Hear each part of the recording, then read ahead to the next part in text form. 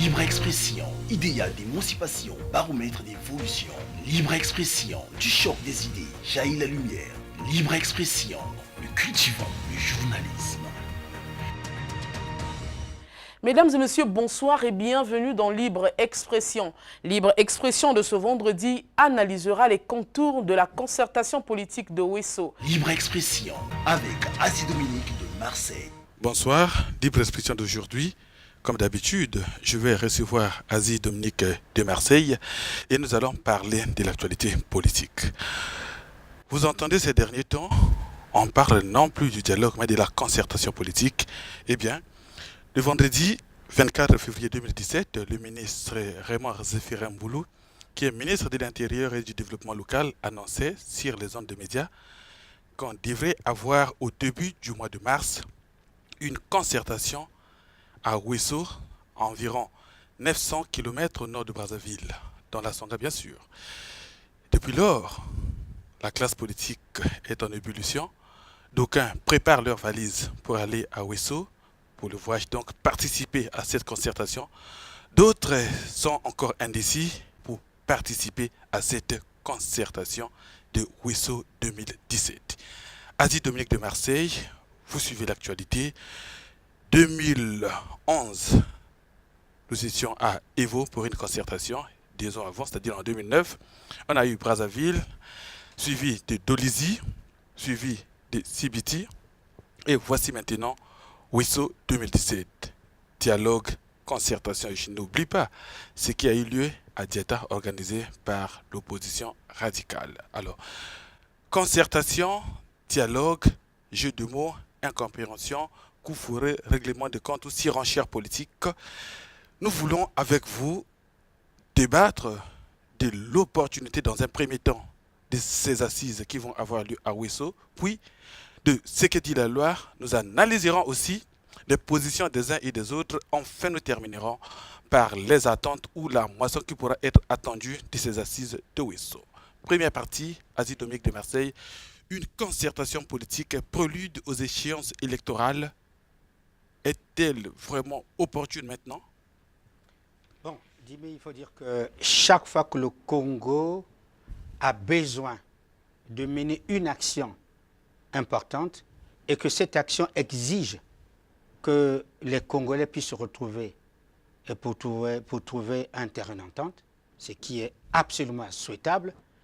Le terme dialogue qui englobe tout ça, concertation, dialogue, est un terme très bon parce qu'il apaise les esprits, il permet aux gens de s'asseoir et de débattre des questions qui parfois les opposent, ou bien d'affronter une problématique nationale. Dans le cas précis, ce n'est pas une concertation de trop, ce n'est pas un dialogue de trop, à mon avis, parce que quand on vit en société, eh bien, on devrait chaque fois dialoguer et pour que l'on puisse arrondir, donc on dit, les angles. Donc je pense que Ouesso, prélude aux élections qui vont arriver, il est tout à fait normal et que le pouvoir en place, que les acteurs politiques pensent qu'ils devraient se retrouver et pour essayer un peu de baliser le chemin et de s'entendre sur ces questions qui sont des questions capitales. Asie Dominique de Marseille, 31 décembre 2016, les Congolais ont suivi, comme le monde entier, Denis Sassou Nguesso dire que 2017 était une année électorale. Et cela a mis donc en ébullition les états-majors politiques, nous l'avons dit. Mais aujourd'hui, la concertation de Ouesso se concentre rien que sur le rapport de la mise en œuvre des recommandations des CBT et des autres dialogues d'avant, et non sur les questions de manière globale du pays. Est-ce que cela est normal?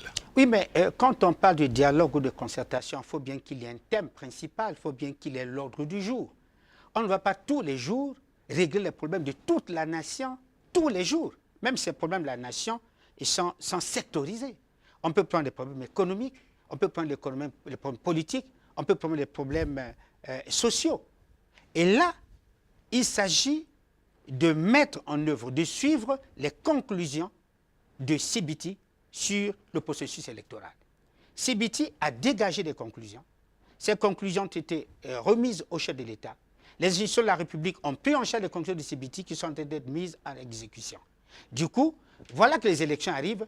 On peut revoir qu'est-ce que CBT a dit et on peut revoir ça à Ouesso et tabler dessus pour voir, on avait décidé ceci, on avait décidé cela, où en sommes-nous aujourd'hui? Je crois que c'est normal. On ne va pas reprendre la conférence nationale souveraine à Sibiti, à Ouesso. On va reprendre le dialogue de Sibiti à Ouesso. On ne va pas reprendre le dialogue de Diatta à Ouesso. On devrait avancer. On ne reprendra pas le dialogue d'Evo ou de Dolisie à Ouesso.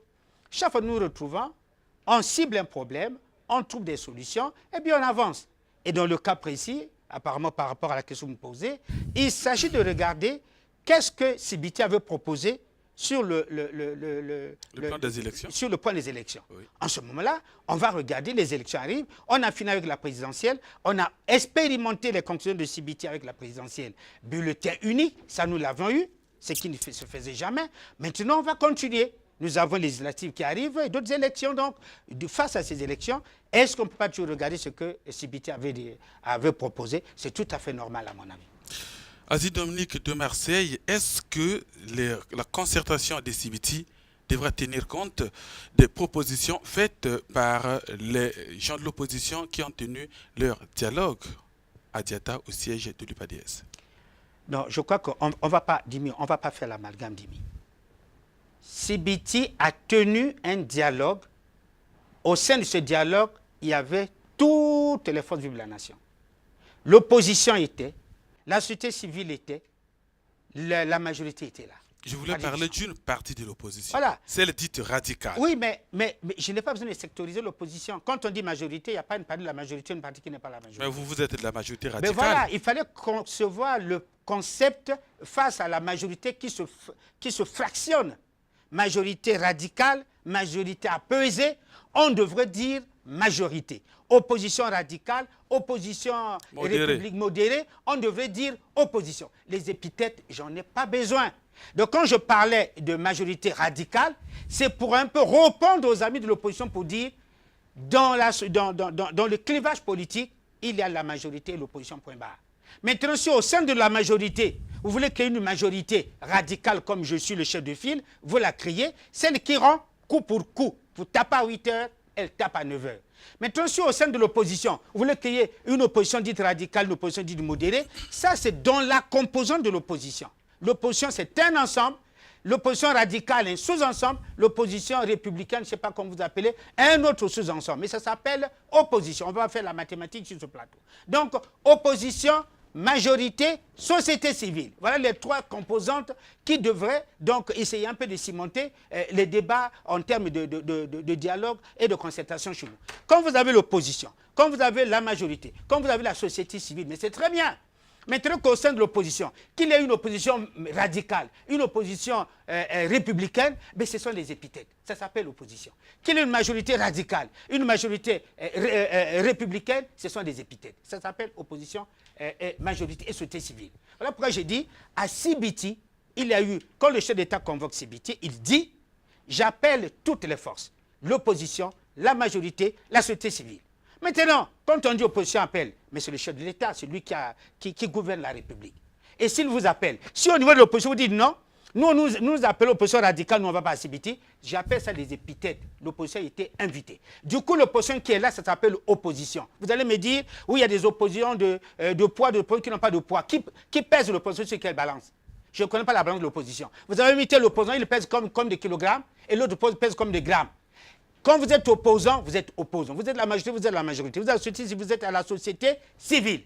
Du coup, ceux qui ont répondu, pour que ce soit clair, ceux qui ont répondu à l'appel de Sibiti ont été une opposition qui vit dans un État gouverné par un chef d'État. Et le chef d'État, lui, il trace les grandes lignes. Il vous appelle à la concertation. Quand vous le partez, vos boutons touchent, ben, l'opposition qui s'en va, elle est appelée opposition. Vous n'êtes pas plus d'opposants que les autres. Donc pour moi, quand vous dites l'opposition de Diatta, c'est une opposition qui s'est rebellée à Diatta, qui a fait son dialogue dans les conditions qui étaient remises au chef d'État, qui les a acceptées. Mais on ne peut pas les fractionner. À eux de tirer les conséquences de leur conclusion à Diatta. Mais l'opposition était à Sibiti. Il faut que l'opposition sache que, quand vous êtes opposition radicale, je vais en terminer pour dire, le jour où vous allez gouverner le pays, vous êtes l'opposition radicale. Quand vous appelez les forces vives de la nation à se retrouver, ceux qui ne viennent pas, mais ils n'ont pas voulu venir. S'ils n'ont pas voulu venir, c'est un choix. On va composer avec ceux qui sont venus. Et la République continue à vivre avec ceux qui sont venus.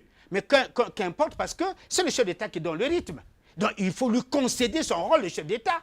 Il vous appelle à Sibiti, vous ne venez pas, vous dites nous faisons notre dialogue à Diata, après vous entendez, ah mais là-bas à Ouesso, quelle opposition va partir? On appelle opposition, on appelle majorité. Que dans l'opposition, qu'il y ait des radicaux, qu'il y ait des modérés, ça s'appelle opposition point barre. Aziz Dominique de Marseille, il y a quelques mois, dans une conférence de presse, le porte-parole du gouvernement, le ministre Thierry Lézin Mongala, avait dit qu'il n'était pas, selon son point de vue, pas trop bien de continuer à organiser ce genre de situations de manière extra-légale. C'est-à-dire, dès lors que la Constitution de la République prévoit un Conseil national du dialogue, fallait-il encore organiser des concertations ou des dialogues en marge de cette institution qui n'est pas encore mise en place? Nous rentrons donc dans le cadre légal des assises qui vont avoir lieu à Ouesso. Vous posez là une question, à mon avis, fondamentale.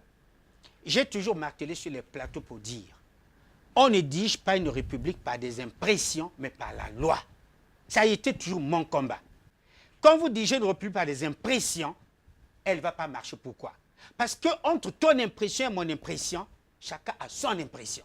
Or, la loi nous départage parce qu'elle est au milieu. Elle est impersonnelle, impérative même.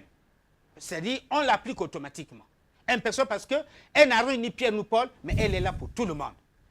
Et si nous sommes d'accord que la loi est impersonnelle, elle est même impérative, mais diable, pourquoi mettons-nous la loi de côté pour chercher à créer des dialogues et des concertations?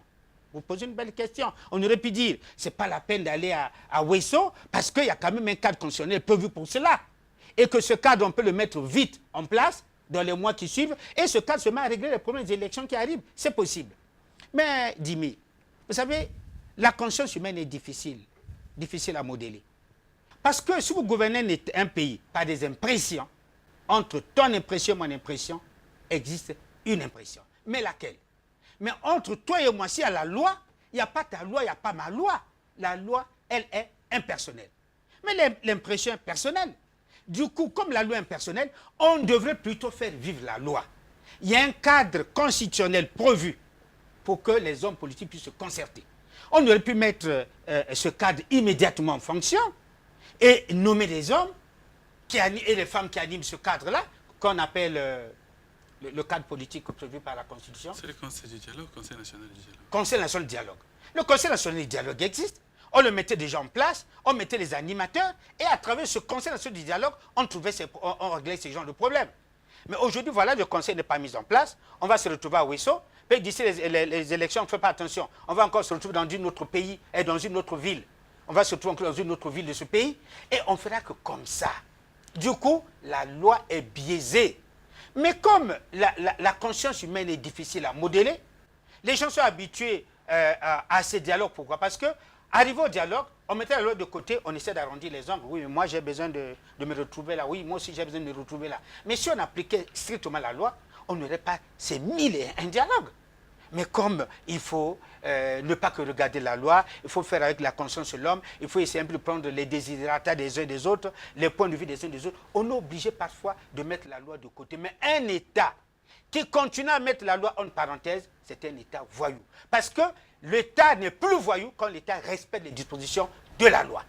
Vas-y, Dominique de Marseille, vous voulez donc dire par là que les résolutions qui seront prises ou les résultats qui sortiront de cette concertation n'auront pas un effet juridique? Mais on va leur donner un contour. Nous étions à Sibiti, c'était un dialogue. Mais après, on a donné un contour de droit. Mais si nous ne les prenons pas au sérieux, comment à quoi vous les organiser? Le problème, c'est de dire, ce n'est pas la peine qu'on aille empiétonner le droit et on prend les conclusions, on essaie un peu de les amener vers le droit. Alors que le droit aurait pu régler toutes les questions. Je dis non. Parfois, on est obligé de mettre le droit en parenthèse pour essayer un peu d'apaiser les tensions des uns et des autres qui comprennent. Maintenant qu'il y avait une institution bien prévue par la Constitution en vigueur, alors qu'est-ce qui empêche la mise en place de cette institution et son fonctionnement rapide? Bon, mais ça peut dépasser le cadre d'une simple analyse sur un plateau. Vous savez, la Constitution a prévu des institutions. Mais c'est le pouvoir en place qui doit les mettre au fur et à mesure. Oui, vous êtes de la majorité. Voilà. Non, c'est que cet angle. Vous êtes de la majorité radicale. Alors donc vous êtes au parfum sûrement de ce qui peut être comme obstacle à la mise en œuvre de certaines institutions? Mais écoutez, mais une majorité est au pouvoir et gouvernée. Et quand on gouverne, on prévoit.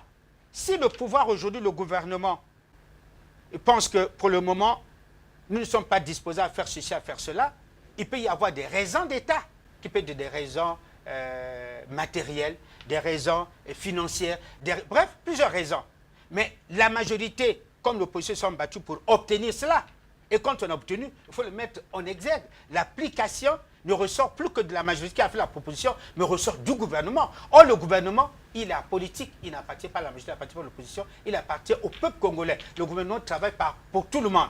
Et c'est lui qui met en musique les textes de droit, qui met en musique les institutions prévues par la Constitution. Et là, c'est une institution, certainement, qu'il y a encore des petits problèmes pour mettre cela en musique. Mais donc, voilà pourquoi je dis, c'est fait, c'est déjà prévu. Les deux familles politiques, opposition et majorité, se sont entendues. On a décidé de la chose, elle est retenue, elle est constitutionnalisée maintenant. Il s'agit de son application.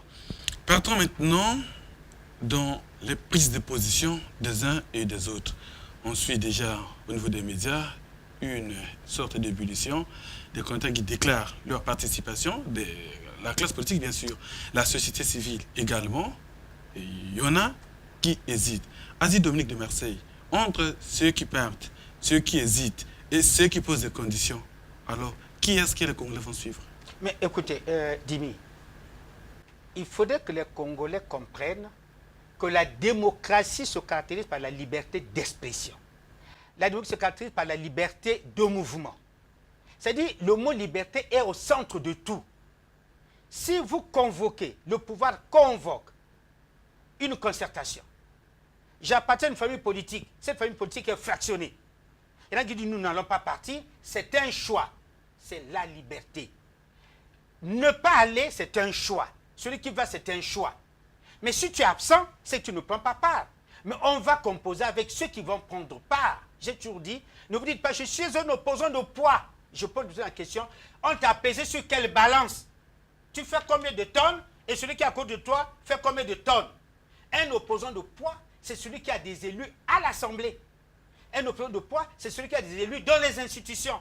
En ce moment, tu dis, je parle parce que je compte tant de conseillers départementaux, tant de conseillers municipaux, tant de députés, tant de sénateurs dans mon parti.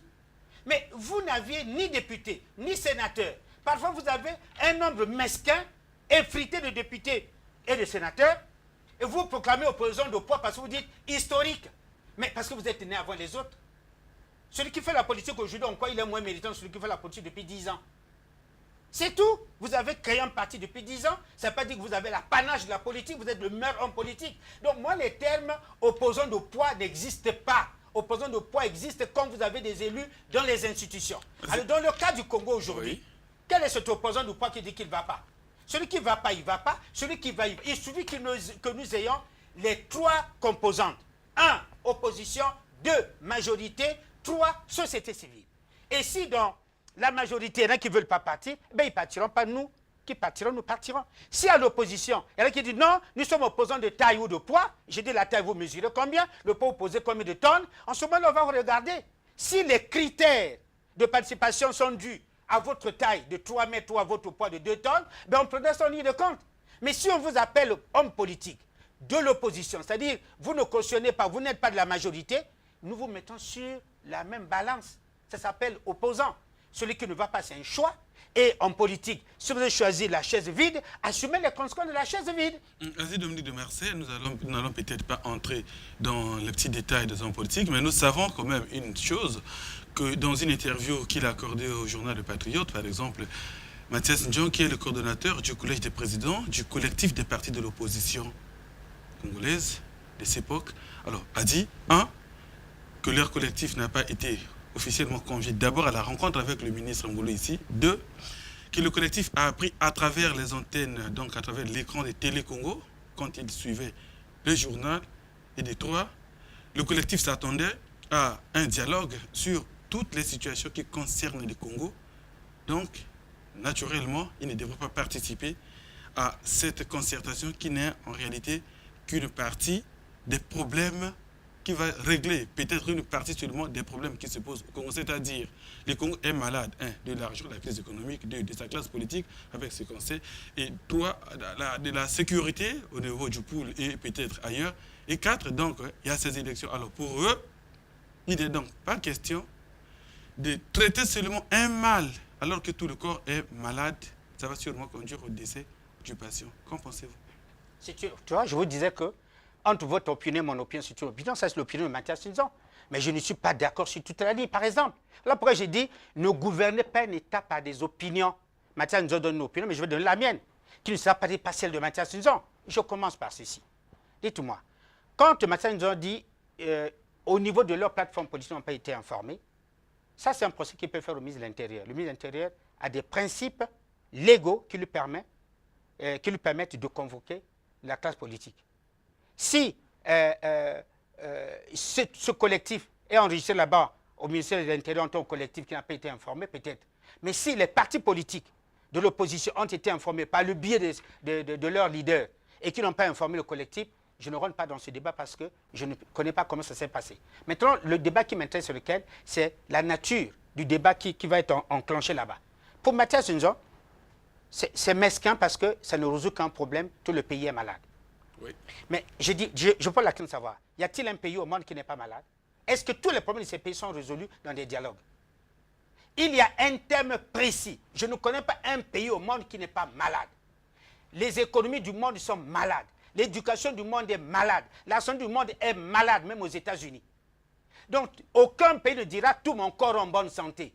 Donc, les pays qui sont malades sont gouvernés avec cette maladie et le gouvernement en place trouve des solutions à la maladie. Vous voyez que je ne partage pas le point de vue de Mathias Sinzon. On n'est pas obligé d'aller à Sibidi s'asseoir ou à Ouesso pour dire l'économie congolaise est malade, qu'est-ce qu'on va faire? On appelle l'opposition, le pouvoir pour trouver des solutions. Non, le gouvernement est fait pour ça.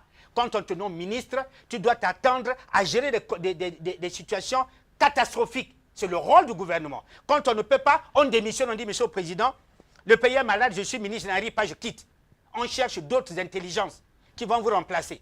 On n'a pas besoin d'aller pour le baril pour le baril de pétrole qui a chuté. On va se trouver à Evo. Bon, dialogue sur les problèmes économiques du Congo, mélangé aux problèmes politiques du pool, mélangé aux problèmes de santé, mélangé aux problèmes de l'école. Non. L'éducation nationale des problèmes, il y a un ministre, ou il y a des ministres qui s'occupent de ce secteur, à eux de trouver les solutions. L'économie congolaise est malade, il y a des ministères qui s'occupent de cette question, le gouvernement est là pour trouver des solutions. La santé du Congo a des problèmes, le gouvernement, c'est le rôle du gouvernement. Et dans tous les pays du monde, ces secteurs sont malades, on ne va pas toujours à organiser des conférences pour cela. Alors, Aziz Dominique de Massé, vous donnez donc finalement raison à Mathias Dion, puisque si on suit votre raisonnement, on dira que le problème des élections, c'est le ministère de l'Intérieur. Alors, qu'est-ce qu'il y a à aller faire avec la classe politique et la société civile à Ouesso? J'étais en train de vous répondre pour dire qu'aucun pays au monde ne dit que nous sommes en bonne santé. Est-ce que ces pays, pour résoudre leurs problèmes, s'adressent à qui? Répondez-moi, au gouvernement. Ce que je dis à Mathias Sinzon. Je dis à Mathias Sinzon, c'est le gouvernement. Il aurait pu dire, monsieur le gouvernement, monsieur du gouvernement, le pays est malade, comment on fait? Nous attendons des solutions. Voilà. Ce n'est pas des dialogues pour résoudre ces problèmes-là. Moi, je m'oppose à ce qu'on s'assoie dans une ville, on vient, bon, opposition, majorité, société civile, mettez-vous dans une ville, le Congo est malade de son économie, malade de sa santé, malade de son éducation, et on sort de là, on nomme des gens ministres, ceux qui étaient à l'opposition rentrent au mangeoir, et quand on va à ces dialogues-là, à la fin, on fait quoi? On recompose le paysage politique gouvernemental, on remet les gens sur des petits postes. Ces dialogues n'ont jamais accouché d'une neutralité, c'est-à-dire, on est parti comme on est venu, on repart comme on est venu, personne n'est nommé. Les gens n'allaient plus partir au dialogue. On y va pour se dire, bon, si on va là-bas, on va peut-être changer les postes, et moi je vais occuper un poste. Les problèmes du pays aujourd'hui, il y a un gouvernement. S'il y a des problèmes dans le pool, le gouvernement est responsable de trouver la solution des problèmes dans le pool. S'il y a des problèmes de l'enseignement, et là, Mathias Sinzon m'entend, le gouvernement est responsable des problèmes de l'enseignement. S'il y a des problèmes de la santé, bref, tout le Congo est dans les mains d'un gouvernement. Si le gouvernement n'est pas capable, à la fin, mais il est viré. C'est-à-dire, à la fin, qu'est-ce qu'on dit? Monsieur le président de la République, vous avez tenu 7 ans et 5 ans. Pendant vos 5 ans, le pays est malade, le gouvernement n'a pas tenu debout. Mais donc, on n'a pas besoin d'aller faire des dialogues tous les jours pour proposer les problèmes du pays tous les jours et on se fatigue de les faire. Ici, il s'agit de s'entendre sur les élections qui arrivent. Le sujet est précis et il est circoncis, et on pense que c'est un sujet qui nécessite que la classe politique se retrouve, politique, je ne dis pas l'économie, se retrouve pour regarder comment organiser l'élection. Voilà. Dominique Bassé, Mathias, c'était juste un exemple, puisqu'il y en a tant parmi la classe politique congolaise. Vous avez par exemple Charles Zakari Bouao qui a posé également quelques conditions dans la mise en œuvre d'une commission nationale électorale véritablement indépendante et de la libération des prisonniers qu'il considère comme politiques. Alors, qu'en pensez-vous? Je reviens tout jeudi, quand le professeur Charles Bouao, un brillant intellectuel, le dit.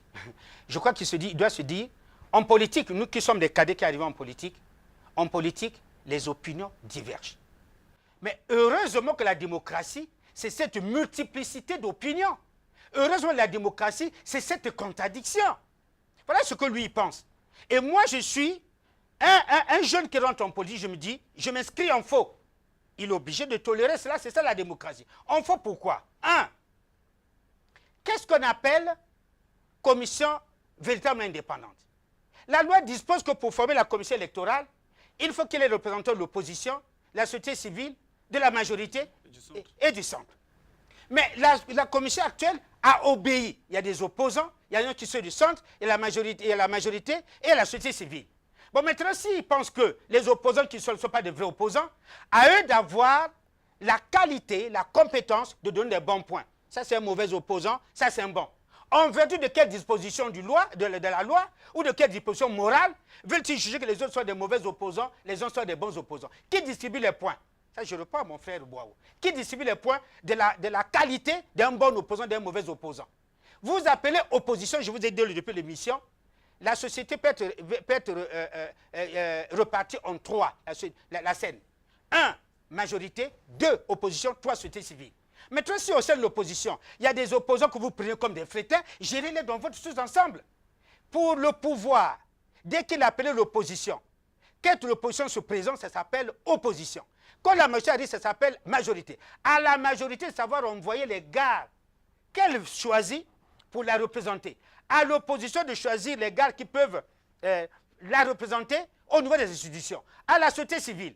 Bon, maintenant, si ceux qui sont partis là-bas, qui le est là au niveau de l'opposition, les juges de frétins, mais réglez ça dans votre bagarre de l'opposition. Vous ne voulez pas dire au pouvoir, cette loi électorale n'est pas véritablement indépendante. Parce que, elle n'a pas l'opposition dedans, elle n'a pas la majorité, elle n'a pas la société civile, elle n'a pas les partis du centre. Mais si vous pensez que les oppositions ne sont pas des opposants de taille, à vous de les tailler. Ce sont les opposants du poids, à vous de les nourrir, qu'ils pèsent beaucoup sur la balance. Je suis désolé. Voilà le cas, par exemple, de la commission électorale véritablement indépendante. Maintenant, venons-en aux prisonniers de guerre. Je vous ai dit... les prisonniers politiques. Alors, quand je vous ai dit, heureusement que la démocratie, c'est la multiplicité d'opinions. Moi, je m'en vais dire ceci à mon grand frère Bouao. Monsieur Jimmy, j'ai toujours posé la question de savoir. Je suis en train d'apprendre qu'on m'aide. C'est un professeur, il peut m'aider pour dire, Cadet, viens chez moi, je te donne des éléments juridiques. Mais dis-moi, depuis quand la politique met les gens en prison? Quand vous dites prisonnier politique, c'est-à-dire qu'il était mis en prison par la politique. Tout prisonnier, par définition terre à terre, est un citoyen et qui a maille à partir avec la loi, qui a enfreint la loi, qui a brisé la loi, qui a tordu le cou à la loi. Vous ne pouvez pas être homme politique, vous êtes chez vous à la maison, vous êtes en bon terme avec la loi, que le procureur au Congo débarque chez vous, vous amène parce que vous êtes homme politique. Non. Voilà pourquoi j'ai dit, une opinion ne suffit pas pour gérer la nation. Voilà comment je dis à mon frère Bouao. Ton opinion, ce n'est pas mon opinion. Comment tu vas démontrer à Zik, les gars là sont les prisonniers politiques? Il dit non. Tout citoyen qui est en prison, qui est intercepté, qui est interpellé, qui est mis en prison, a forcément un problème avec la loi.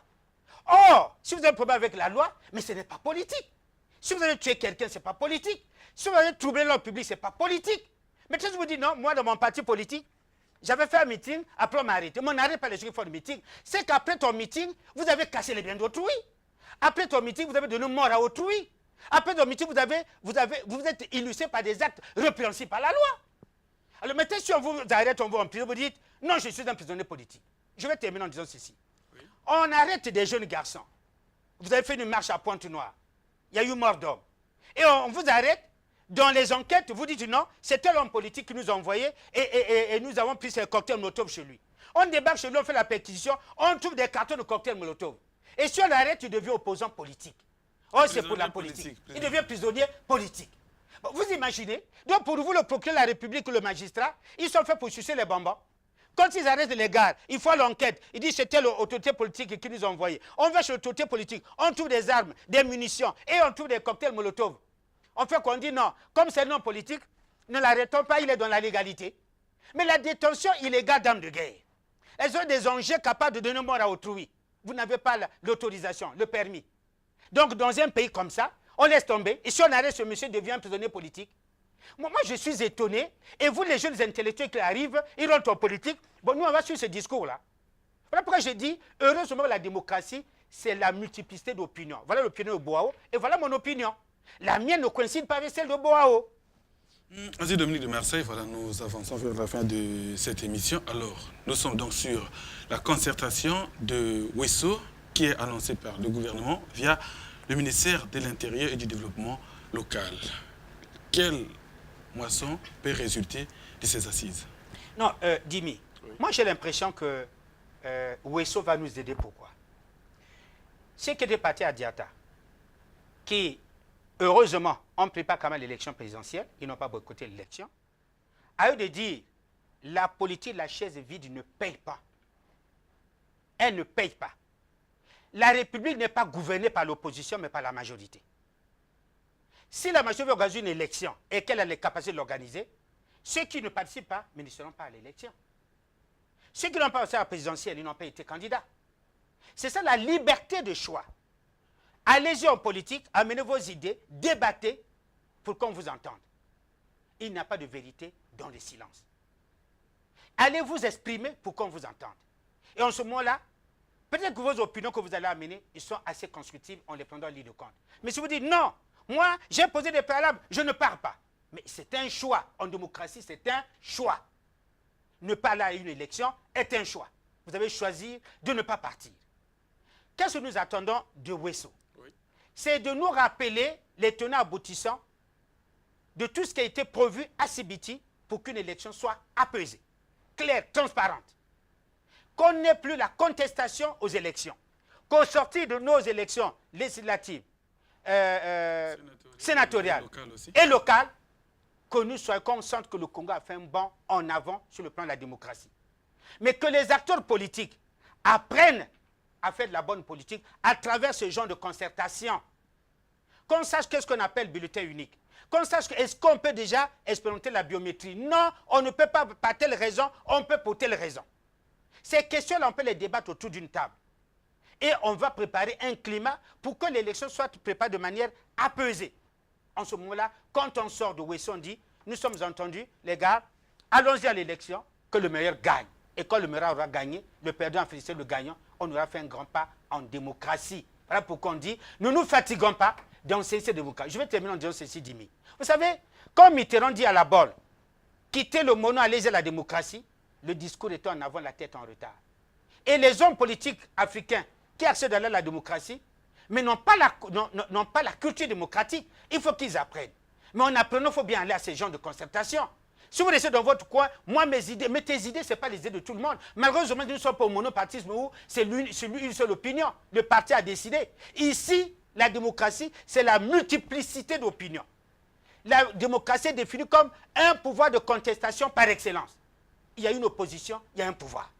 Voilà. Donc, au cours de ces concertations, on apprend. Et quand on apprend, on peut instruire les militants pour dire, nous étions à Wesso, voilà ce qu'on nous a dit. Désormais, on va faire l'élection avec tel bulletin. On explique et on participe. On dit qu'est-ce qu'on appelle commission électorale. On croit l'indépendante.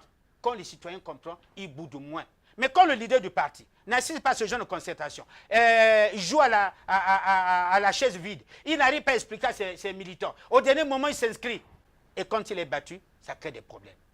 Voilà pourquoi je dis, pour une fois Wesso, encore, va peut-être nous donner matière à réflexion et que les hommes politiques vont sortir de Wesso grandis pour qu'on ait une élection apaisée et que le Congo fasse un bond en avant en démocratie. Vas-y, Dominique de Marseille, merci.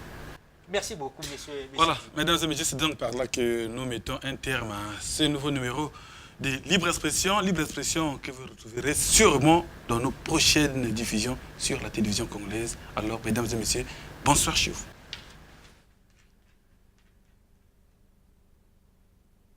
Libre expression. Vous avez été nombreux à nous suivre ce soir. On se retrouve la semaine prochaine. Libre expression, redimensionner les débats au profit de la démocratie. Libre expression, idéal d'émancipation, baromètre d'évolution. Libre expression, du choc des idées, jaillit la lumière. Libre expression, le cultivant, le jouissant.